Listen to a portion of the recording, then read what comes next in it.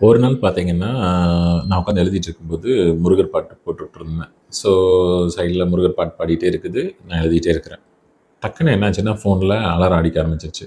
நான் கரெக்ட்டா alarm set பண்ணது அடிக்க ஆரம்பிச்சுருச்சு. நான் ரொம்ப மும்முரமா எழுதிட்டு இருக்கிறனால, ஏன் போய் அலாரத்த ஆஃப் பண்ணணும்? அப்படிங்கிற மாரி விட்டுட்டேன். அது ரொம்ப இரிட்டேட்டிங் ஆயிடுச்சு எனக்கு. என்னடா நம்ம சாமி பாட்டு போட்டு எழுதலாம்னு நெனச்சோம். திடீர்னு அலாரம் அடிக்குது அப்படின்ட்டு, அத ஆஃப் பண்றதுக்கும் எனக்கு வந்து உடன்பாடு இல்ல. கொஞ்ச நேரம் கழிச்சு பார்த்தீங்கன்னா, அந்த அலாரம் சவுண்டே வந்து நான் ஒரு பாட்டு மாரி கன்சிடர் பண்ண ஆரம்பிச்சுட்டேன். ஓகே. அதுவும் ஒரு பாட்டு தானே, அதுவும் ஒரு சத்தம் தானே அப்படின்னு சொல்லிட்டு எழுதிட்டு இருந்தேன்.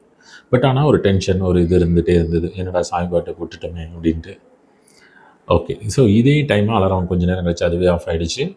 ஆட்டோமேட்டிக்கா நானும் எழுதிட்டே இருந்தேன். மறுபடியும் அலாரம் அடிச்சது. இந்த சாமி பாட்டு ஓடிட்டே இருந்துச்சு. மறுபடியும் அலாரம் அடிச்சது. டக்குன்னு எழுதுறத நிறுத்திட்டு போய் ஆஃப் பண்ணிட்டேன். ஆஃப் பண்ணிட்டா ஆட்டோமேட்டிக்கா சாமி பாட்டு பாடுது. நான் பாட்டுக்கு எழுதுறத கன்டின்யூ பண்ணி ரொம்ப ரிலாக்ஸ்டா எழுதிட்டு இருந்தேன். ஸோ, அப்புறம் தான் ரியலைஸ் பண்ண ஒரு விஷயத்த இதில. அதாவது எனக்கு வந்து ஃபர்ஸ்ட் எடுத்தோனே அலாரம் அடிக்கும்போது கோவம் வந்துருச்சு. அந்த கோவத்துக்கு நான் எழுதுறதெல்லாம் விட்டுட்டு, அந்த கோவத்துக்குள்ளேயே ரொம்ப டீப்பா போய் ரசிக்க ஆரம்பிச்சுட்டேன். அந்த அலாரத்தையே. ஸோ, நம்ம லைஃப்ல சில டைம்ல அதே மாரி தான் வந்துட்டு, நம்மளுக்கு டக்குனு ஒரு கோவமோ, ஒரு ஏதோ ஒரு விஷயம் நடக்கும்.